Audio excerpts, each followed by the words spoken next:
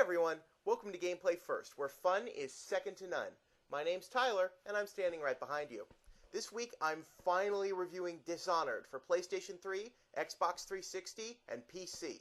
Right off the bat, I have to say a lot of people felt this game was really original in a concept that hadn't been done before. And to that I have to say, are you kidding me? There's no such thing as an original concept, okay? Don't believe me? Well, let's take a look at the facts. Dishonored is a first-person action stealth game where you play as Corvo, I want to say Biggins, but that's not right.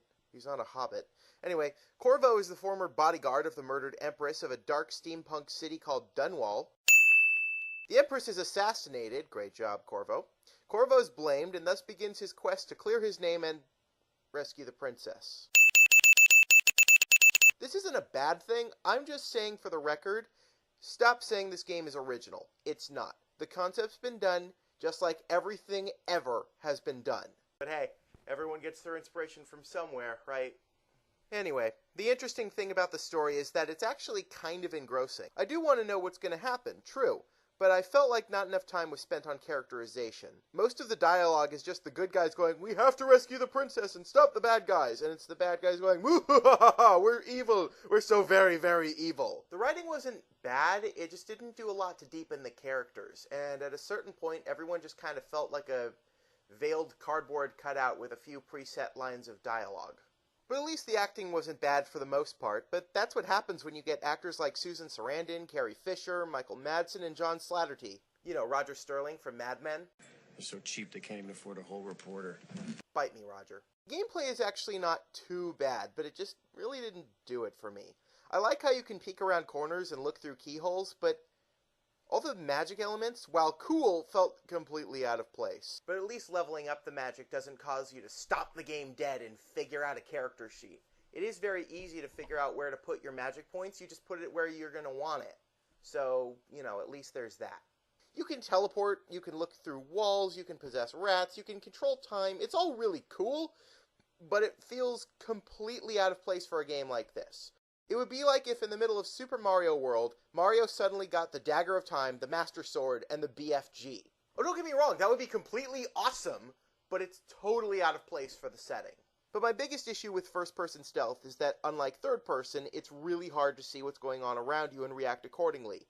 You have no peripheral vision, so you really can't see any definite hiding spots, and there's no way to tell if an area is going to shield you from sight or not. Now, Assassin's Creed is also a stealth action game, and the places you can hide, grapple onto, and use as a vantage point are both blatantly obvious and blend into the game's scenery. In Dishonored, it's way less obvious where you should hide and how you should proceed. Then the game goes, "Ooh, that's the best part, you get to pick where you should go and when."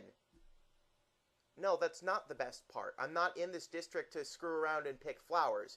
I'm here to assassinate random faceless evil government guy du jour, and then get whisked back to the headquarters for a while. Seriously, the pacing is fucked up. This game would have been much better if they had followed the Assassin's Creed formula. Open world for exploring, close off parts for the mission. It works for Assassin's Creed, it works for Infamous, it works for Prototype, and because Dishonored went, "No, I don't want to be a sandbox game," it felt really wonky. The pacing is just what killed this game for me. See, I'm a completist at heart. I want to see everything and I want to find everything. But when you tell me that in order to do that, I'm going to have to reload a save and lose some of my progress, my response is, no, I'm not. I'm going to have to come to terms with the fact that I'm never going to get that thing. Oh well, I'm sure it wasn't that important. When you're developing a game and you decide, hey, let's give the player multiple optional objectives to complete, but they must be completed at a certain time or you can't complete them at all. You should either convert your game to a sandbox or scrap the whole project, because you just pissed off every completist and achievement junkie the world over. I told him it was a stupid idea. At any rate, let's go to the breakdown. First, gameplay. I really wasn't satisfied with the gameplay of Dishonored. I didn't hate it, but it could have been a whole lot better. Just the whole fact that you're trying to do a first-person stealth game when third-person would have worked better. You have no peripheral vision, it's impossible to tell what you're supposed to be hiding behind. The fact that you get no warning when a guard has seen you, you don't get a chance to go, "Oh shit, I better hide," like you do in Assassin's Creed. They just throw you into it. So, I can't see myself continually playing this game when there's another stealth action game out there that's just so much better. Somewhere in this business, this has happened before. The gameplay for Dishonored gets a 6 out of 10. The music's completely forgettable for what little there is, but when you get an all-star cast, you're going to get an all-star performance. Well, I'm not going to sit here and brag about how big I am. 7 out of 10. For a game with this big of a budget to look this meh in this day and age is kind of unacceptable. I feel like it could have looked a lot better, especially the city. The city just felt like it's just dead, plague notwithstanding. Whereas in a game like, say, BioShock, where you're also in a city with a very similar style, Rapture felt like it was a living organism actively sending things at you to try to kill you. Dunwall just felt like a bunch of buildings that were falling apart. Jesus, it's like Iwo Jima out there. 5 out of 10. Now this part's really unfortunate. Here they built this really amazing world, and there could have been so much potential to tell a really great story, but the gameplay screwed it over so badly that at a certain point I just went, I don't care. I don't care anymore. I don't want to play this anymore. I don't care.